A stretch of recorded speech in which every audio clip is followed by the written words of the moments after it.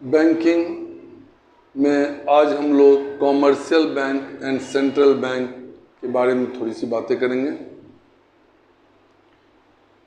Commercial bank is an institution which perform the functions of accepting, depositing, granting loan, making investment with the aim of earning profit। पहले हम लोग इस definition को तोड़ते हैं। Commercial bank is an institution which perform the function। Commercial bank क्या होता है? एक इंस्टीट्यूशन है जो क्या सब फंक्शन करती है। सबसे पहला एक्सेप्टिंग डिपॉजिट, यानी वो पब्लिक से या ऑर्गेनाइजेशन का पैसा डिपॉजिट एक्सेप्ट करती है, वो पैसा डिपॉजिट लेती है।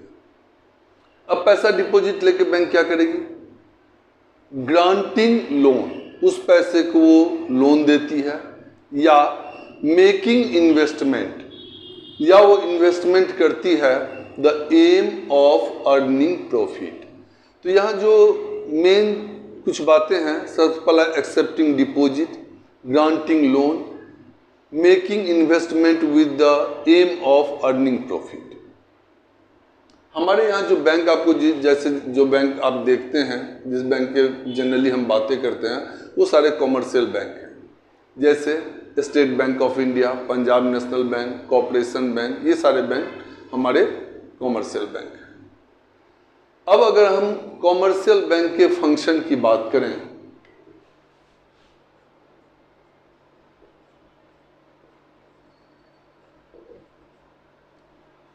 Function of commercial bank,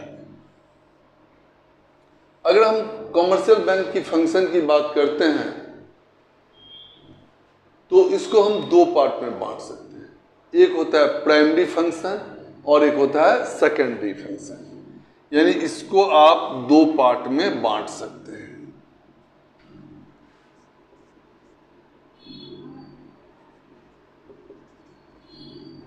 primary function और सेकेंडरी फंक्शन।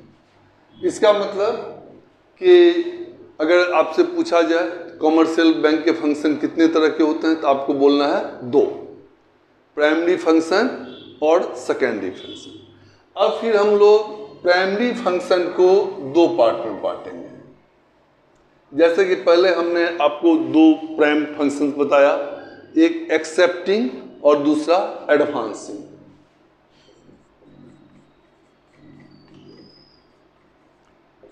एक्सेप्टिंग डिपॉजिट और एडवांसिंग। एडवांसिंग में लोन देते हैं, एडवांसिंग ऑफ लोन। इसका मतलब सबसे पहले कॉमर्शियल बैंक क्या होता है? तो commercial bank is an institution which perform the functions of accepting, depositing, granting loan, making investment with aim of earning profit। अब इसकी फंक्शन के बारे में बात करेंगे तो फंक्शन दो होते हैं कॉमर्शियल बैंक के, पहला प्राइमरी फंक्शन और दूसरा सेकेंडरी फंक्शन। सेकेंडरी फंक्शन की बात नहीं करेंगे, पहले प्राइमरी फंक्शन वाले पार्ट को ले चलते हैं।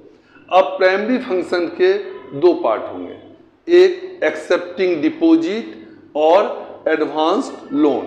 यहां तक क्लियर? अब हम लोग accepting deposit. Accepting deposit is most important functions of commercial bank. कोई भी कॉमर्शियल बैंक अगर डिपॉजिट नहीं लेगा तो लोन कहां से देगा? फंड चाहिए, यानी ये most important functions of commercial bank में गिना जाता है। अब डिपॉजिट एक्सेप्ट करने के अलग अलग तरीके हैं।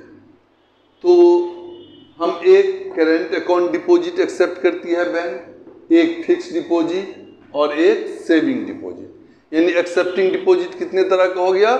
तीन तरह का, current account deposit, fix deposit और सेविंग डिपॉजिट। यानी एक्सेप्टिंग डिपॉजिट को हमने तीन पार्ट में बांट दिया। अब पहले करेंट डिपॉजिट। यानी करंट अकाउंट डिपॉजिट के बारे में बात करते हैं। These deposit refer to those deposit which are repayable by the bank on demand. Current account में जो पैसा आपने डिपॉजिट किया वो जब भी आप बैंक से मांगिएगा बैंक तुरंत उसको दे देगा, ऑन डिमांड होता है। तो हम करंट डिपॉजिट को बोलेंगे this deposit refer to those deposit which are payable by the bank on demand। अब ये जो जनरली जो डिपॉजिट बनाया जाता है, करंट अकाउंट डिपॉजिट खोली जाती है, ये कोई बिजनेसमैन खोलता है, ये कोई individual person current account deposit नहीं खोलता। तो बोल सकते हैं such deposit are generally maintain by businessman for making transactions. They can be drawn by cheque without any restrictions. आप जितना पैसा चाहें करंट अकाउंट डिपॉजिट से निकाल सकते हैं। तो करंट अकाउंट डिपॉजिट में सबसे पहले ये एक बिजनेस खोलती है, यानी बिजनेसमैन खोलता है, यानी ऑर्गेनाइजेशन खोलती है ये अकाउंट। दूसरा कि जनरली इसमें आप जब भी जितना पैसा चाहें आप इसको निकाल सकते हैं।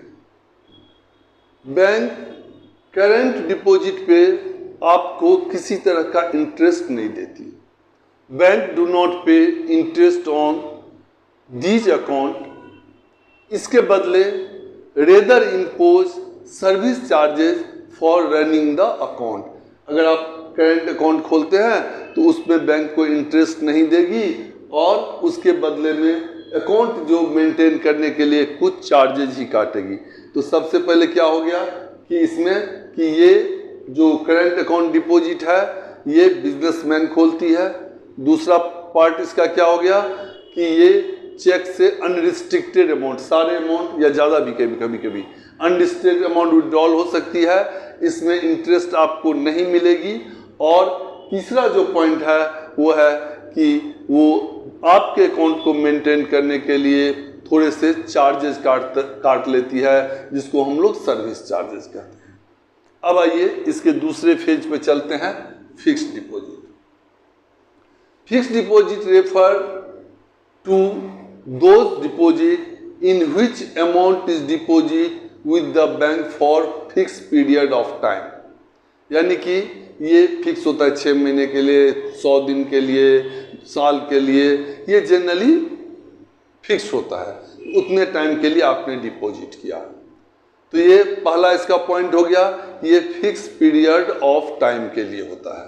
उसके बाद फिक्स डिपॉजिट में चेक फैसिलिटी नहीं होती है। फिक्स डिपॉजिट में आपको चेक नहीं मिलेगा और इसमें आपको एक इंटरेस्ट भी मिलता है। दिस डिपॉजिट कैरी मतलब ज़्यादा, हम सेविंग से जब कंपेयर करेंगे तब आपको बताएंगे कि हम ज़्यादा इंटरेस्ट देते हैं। तो इसलिए आपको इंटरेस्ट रेट भी देता है, यानी कि फिक्स डिपॉजिट पर आपको इंटरेस्ट भी मिलता है। अब हम अगर थोड़ी सी बातें करें कि फिक्स डिपॉजिट और अब इन दोनों के बीच में ना कंपेयर करते हैं कि फिक्स्ड डिपॉजिट और टाइम डिपॉजिट में अंतर क्या है। तो सबसे पहले इसमें आपको चेक फैसिलिटी मिलेगी और इसमें चेक फैसिलिटी नहीं मिलेगी। इसमें अगर ऐसे लिखें चेक फैसिलिटी इसमें मिलती है और इस दूसरे में चेक फैसिलिटी नहीं मिलती है। इंटरेस्ट पेएबल, तो इसमें करंट अकाउंट में आपको इंटरेस्ट नहीं मिलती है, जबकि फिक्स्ड डिपॉजिट में आपको इंटरेस्ट मिलती है। उसके बाद आप विड्रॉन की बात करते हैं, इसमें अनलिमिटेड विड्रॉन की फैसिलिटी मिलती है। इसमें जनरली विड्रॉल की फैसिलिटी नहीं मिलती है, लेकिन आप 2 बार इसको विड्रॉ कर सकते हैं, यानी 2 बार विड्रॉल की फैसिलिटी इसमें भी मिलती है। मिलती तो है लेकिन ओनली 2 टाइम्स, 2 बार मिलती है। अब हम बात करते हैं तीसरे नंबर, यानी कि saving deposit. This deposit combined feature of the both, यानी combination of both current account deposit and fixed deposit. अब इसमें हमने दोनों को बोथ क्यों बोला, सबसे पहले ये तो सबसे पहला है कि इसमें चेक फैसिलिटी होती है। चेक फैसिलिटी सेविंग डिपॉजिट में है, यानी कि deposit gives cheque facility, carry rate of interest. Current account में रेट ऑफ इंटरेस्ट नहीं है, फिक्स डिपॉजिट में है हायर रेट से, और सेविंग डिपॉजिट में है तो लेकिन low rate, lesser than the fix deposit. अब हुई विड्रॉल की बातें, तो मैंने बोला था इसमें अनरिस्ट्रिक्टेड विड्रॉल है, इसमें 2 टाइम्स विड्रॉल होती है, और इसमें विड्रॉल है लेकिन उसकी अमाउंट और नंबर ऑफ विड्रॉल की कुछ फैसिलिटी फिक्स कर दी गई है कि इतना तक ही आप विड्रॉल कर सकते हैं। अब इसके बाद हम चलेंगे एडवांस में, यानी कि एक्सेप्टिंग और डिपॉजिट हो गया।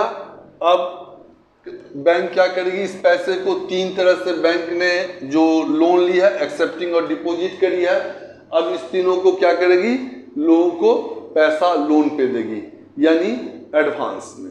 एडवांसिंग ऑफ लोन,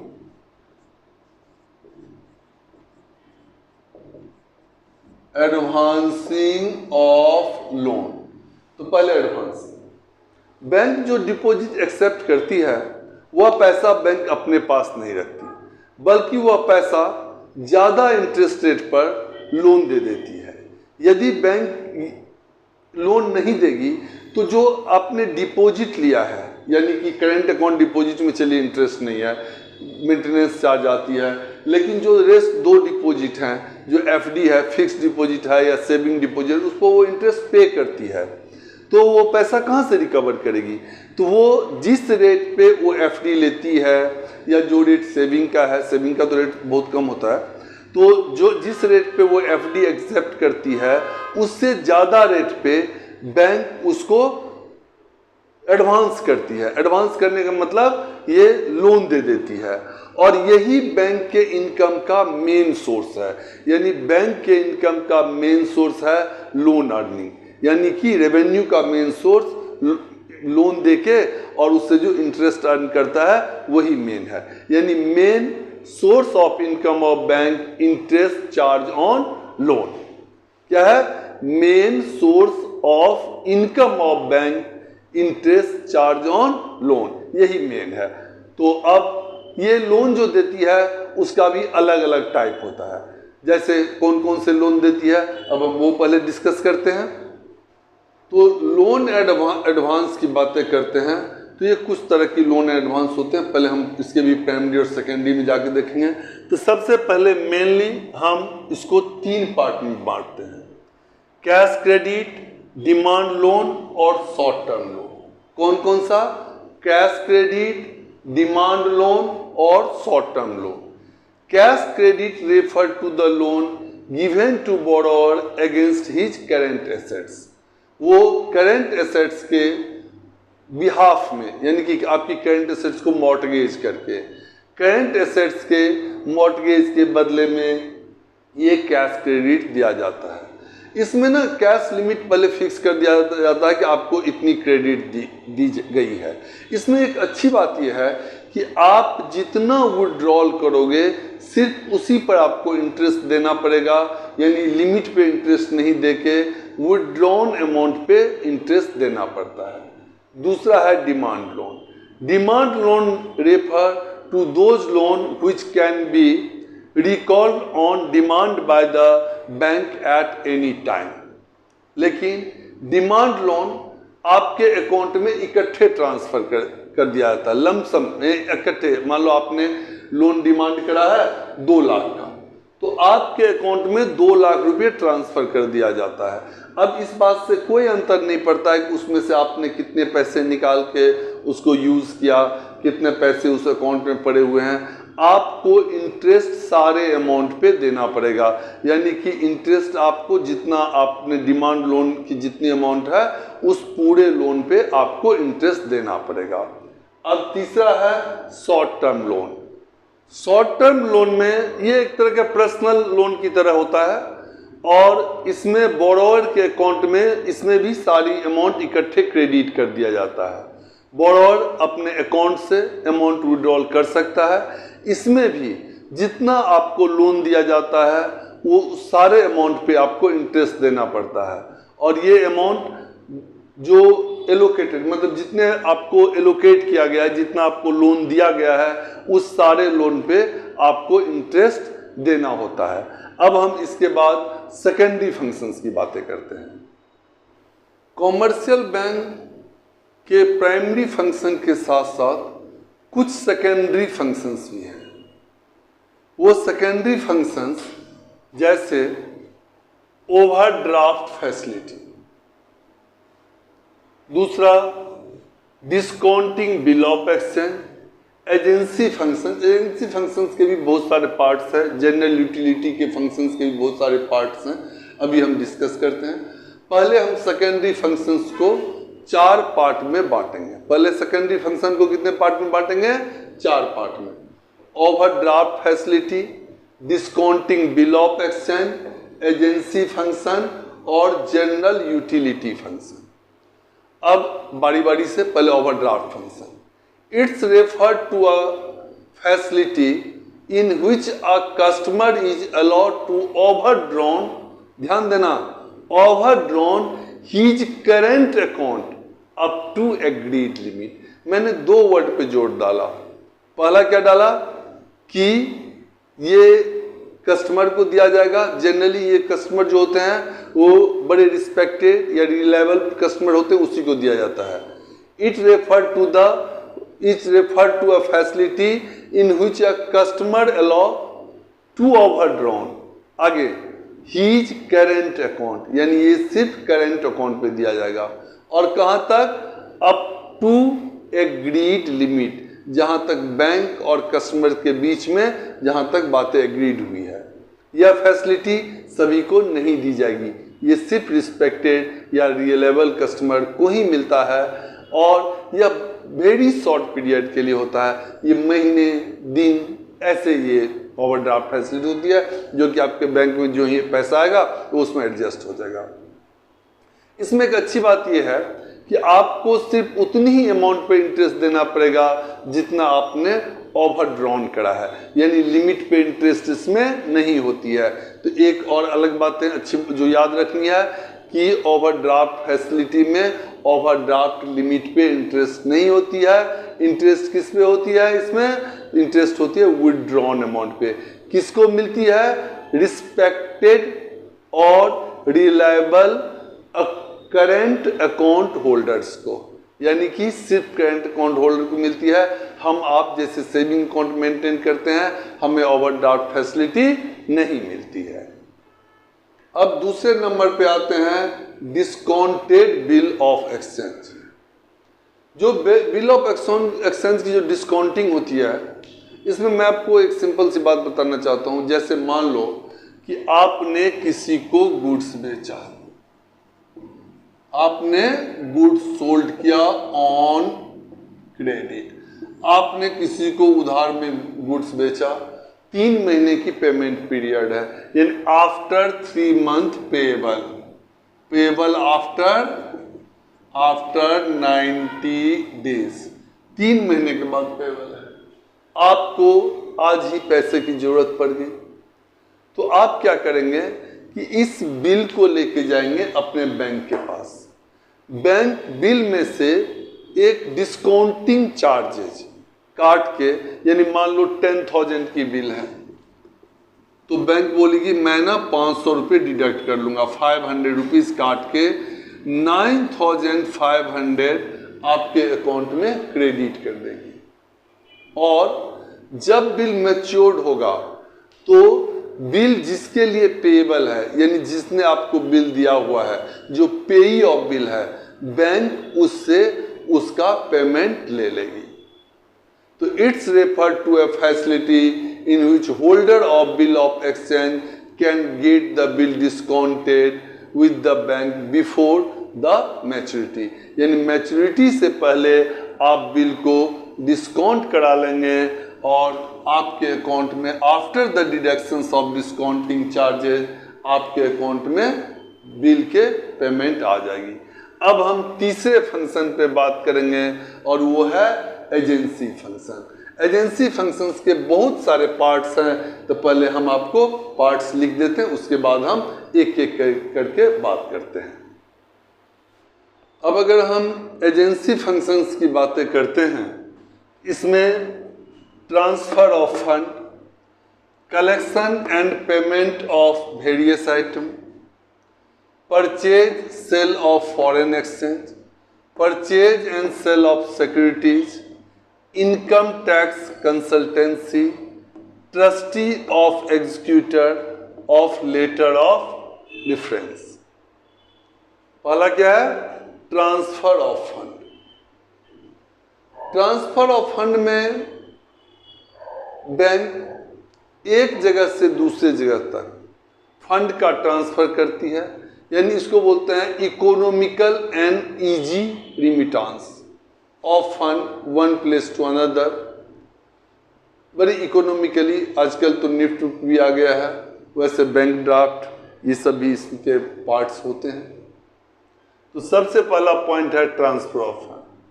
दूसरा है collection and payment of various items, जैसे collection of cheque, collection of bill, interest and dividend collected, rent collect, ये सब कलेक्शंस के पार्ट्स होंगे। और पे में जैसा आपका इनकम टैक्स बैंक पे कर देती है, आपकी इंश्योरेंस प्रीमियम पे कर देती है, कोई लोन अगर आपने लिया है तो उसका ईएमआई पे कर देती है। तो दूसरा है collection and repayment of various item. पहला क्या था? Transfer of fund. दूसरा collections and payment of various item. उसका purchase sale of foreign exchange. कुछ बैंक, सारे बैंक नहीं करती, कुछ बैंक को आरबीआई ने ऑथराइज किया हुआ है कि वो फॉरेन एक्सचेंज की सेल परचेज कर सकती है। Some commercial bank only authorised by central government, not all bank deal with the foreign exchange. ये बैंक अपने कस्टमर के बिहाफ में फॉरेन एक्सचेंज का सेल परचेज करती है, जिससे कस्टमर को इंटरनेशनल ट्रेड करने में बहुत ज़्यादा हेल्प मिलता है। ध्यान रखना, ये सब बैंक को ये फैसिलिटी नहीं मिली हुई है, सब बैंक को अथॉरिटी नहीं मिली हुई है, कुछ बैंक को आरबीआई ये अथॉरिटी देती है। अब है अगला purchase and sale of securities. Bank customer के बिहाफ में सिक्योरिटी को, यानी कि शेयर्स, डिवेंचर, बॉन्ड्स, इसको परचेज करती है और सेल करती है, चाहे वो प्राइवेट बैंक कंपनी का हो, चाहे वो गवर्नमेंट कंपनी का हो, वो अपने कस्टमर्स के बिहाफ में कर सकती है, सेल परचेज करती ही है। अगला है इनकम टैक्स कंसल्टेंस, यानी कि आपको आपका बैंक इनकम टैक्स कंसल्टेंसी भी प्रोवाइड करती है। इतना ही नहीं, आपको रिटर्न फाइल करने के बारे में भी, उसके बाद जो कब कितनी इनकम टैक्स भरनी है, इसके बारे में भी आपको एडवाइस कर देगी। अब है ट्रस्टी ऑफ एग्जीक्यूटर। अगर कोई बंदा चाहे तो अपना विल बना के बैंक के पास दे देगा। बैंक कस्टमर का ट्रस्टी को एग्जीक्यूट करने का भी काम करते हैं, ट्रस्टी एंड एग्जीक्यूटर। सिर्फ ट्रस्टी नहीं, ट्रस्टी भी है और एग्जीक्यूटर भी है। तो कस्टमर के डेथ के बाद वो ट्रस्ट डीड को एग्जीक्यूट भी कराती है, और लीगली बैंक को ये पावर होती है। जब आप ट्रस्ट डीड बना के बैंक के नाम से देंगे तो बैंक के पास ये पावर भी होती है। अब है लेटर ऑफ डिफरेंस, लास्ट होता है इसका letter of difference. They give information about economic position of this customer to trader और वाइस वर्सा, यानी आपके बारे में ट्रेडर को, कोई बंदा आपको मान लीजिए एक्सपोर्ट करेगा तो उसको लेटर ऑफ रेफरेंस देगा, हाँ इसकी इकोनॉमिक पोजीशन इतनी है, बैंक में इतना पैसा है। आप भी दूसरे के बारे में ले सकते हैं, यानी कि लेटर ऑफ रेफरेंस का भी काम आपकी बैंक करती है। यानी एजेंसी फंक्शन में transfer of fund, collections and payments of various items, purchase sale of foreign exchange, purchase and sale of security, income tax consultancy, trustee and of executor और letter of reference. अब एक हो गया general utility, तो मैं ये मिटा के पहले जनरल यूटिलिटी लिख देता हूं, फिर उसको डिस्कस करूंगा। अब हम लोग जनरल यूटिलिटी फंक्शंस की बात करेंगे। तो सबसे पहला है लॉकर फैसिलिटी। बैंक आपकी जो वैल्यूएबल्स हैं, ज्वेलरी है या कोई डॉक्यूमेंट्स है, वैल्यूएबल डॉक्यूमेंट्स, उसको सेफली होल्ड करता है, उसके लिए लॉकर फैसिलिटी बैंक आपको देती है। लॉकर फैसिलिटी चार्जेबल होती है, बैंक इसके बदले में आपसे चार्ज करती है। उसके बाद है ट्रेवलर्स चेक। ट्रेवलर्स चेक में आपकी ट्रेवल को इजी और स्मूथ बनाने के लिए काम हुआ। वैसे आज के डेट में ट्रेवलर चेक की कोई यूटिलिटी नहीं रह गई, क्योंकि आज के डेट में सबके पास एटीएम कार्ड है, क्रेडिट कार्ड है, तो बिना ट्रेवलर चेक्स के ही लोग ज़्यादा सेफली मूव कर लेते हैं। लेकिन पहले क्या होता था कि जैसे ट्रेवलर चेक्स हैं, ये आज भी जो बाहर जाते हैं, मतलब फॉरेन कंट्री में अगर आपको जाना है, कई जगह ट्रेवलर चेक की ज़रूरत पड़ती है। उसमें आपको मनी कैरी करने की झंझट से मुक्ति मिलती है, यानी आप मनी ज़्यादा कैरी नहीं, कैश कैरी नहीं करना पड़ता है। लेटर ऑफ क्रेडिट, आपको बैंक लेटर ऑफ क्रेडिट भी इशू करती है, जिसके अंदर आपको ये बताती है कि सर्टिफाई करती है कि आपकी क्रेडिबिलिटी क्या है। यानी कि आप जैसे आजकल ना, कल तो इंटरनेट पे भी आ गया, क्रेडिबिलिटी के लिए स्कोरिंग आती है, तो वो लेटर ऑफ क्रेडिट की तरह यूज होता है। आजकल एआई तो इतना इंटेलिजेंट हो गया है कि खुद वो निकाल के आपको दे देता है। उसके बाद अंडरराइटिंग सिक्योरिटीज, अगर कोई कंपनी है जो इशू करती है शेयर्स, तो उसके अंडरराइटर की तरह बैंक काम करती है, और उसमें जो मिनिमम अमाउंट सब्सक्रिप्शंस के जो झंझट है उससे आपको छुटकारा मिलेगा। कलेक्शंस ऑफ स्टैटिक्स, बैंक अपने कस्टमर्स का स्टैटिक कलेक्शंस करती है, उसकी इनकम कितनी है। आप देखते होंगे कई बार आपके यहाँ फ़ोन आता है कि आप इतना लोन ले लो, इतने कम इंटरेस्ट रेट पे ले लो, ये इसी कलेक्शंस ऑफ स्टैटिक्स का काम है। और उसी के बेसिस पे तो मान लो बैंक के जो हमारे सारे सेकेंडरी फंक्शंस हो गया, पहला overdraft facility, discounting bill of exchange, फिर एजेंसी फंक्शंस के बहुत सारे पार्ट्स हुए, और फिर जनरल यूटिलिटी फंक्शंस के पार्ट्स हैं। अब हम आगे मनी क्रिएशन और क्रेडिट क्रिएशन के बारे में बातें करेंगे। बड़ी बात है मनी क्रिएशन या ये क्रेडिट क्रिएशन होता क्या है। यह किसी भी कॉमर्शियल बैंक का एक इम्पॉर्टेंट एक्टिविटी होता है। Through the process of money creation, commercial bank are able to create credit with far excess of initial और प्राइमरी डिपॉजिट। इसमें दो एजम्पशंस हैं, ये पढ़ने के लिए आपको दो बातें मान लेनी होगी। पहला, इंटायर बैंकिंग सिस्टम को हम एक यूनिट यानी कि बैंक मानेंगे, और दूसरा ऑल इकोनॉमिक एक्टिव, जितने भी इकोनॉमिक ट्रांजैक्शंस हैं वो बैंक के थ्रू ही होता है। अब हम एक एग्जांपल लेते हैं। मान लो आपके पास 10 लाख रुपीस डिपॉजिट आई। कितनी आई? 10 लाख। आपने 10 लाख में से 20% LRR रख दिया, वो बाद में पढ़ेंगे LRR क्या होता है, अभी बताते हैं। उसमें से 8 लाख आपने लोन दिया, तो चार मतलब दो बंदे को आपने 4 लाख करके आपने 8 लाख लोन दे दिया। तो ये सारा पैसा हम उसके अकाउंट में, जिस बंदे को लोन देते हैं उसके अकाउंट में डाल देते हैं, और वो जिस इंस्टीट्यूशन को या जिस पर्सन को आपने लोन दिया वो इकट्ठे तो ये सारा पैसा निकालेगा नहीं, तो ये रीडिपोजिट हो जाता है। यानी कि ये सेकेंडरी डिपॉजिट की तरह हम इसको यूज करते हैं, क्योंकि उसको जितना आवश्यकता पड़ेगा उतना ही जरूरत के हिसाब से अपना पैसा निकालेगा। इस तरह ये दोबारा आपके बैंक में जमा दिखता है, और इसको हम सेकेंडरी डिपॉजिट भी कहते हैं। यानी इसमें हम ये कह सकते हैं कि ये बैंक में आपको दोबारा डिपॉजिट हो गया है, और इसी को हम लोग रीडिपॉजिट के नाम से भी जानते हैं। अब हम अगर बात करते हैं कि लीगल कंपल्सरी जो बैंक के लिए होता है,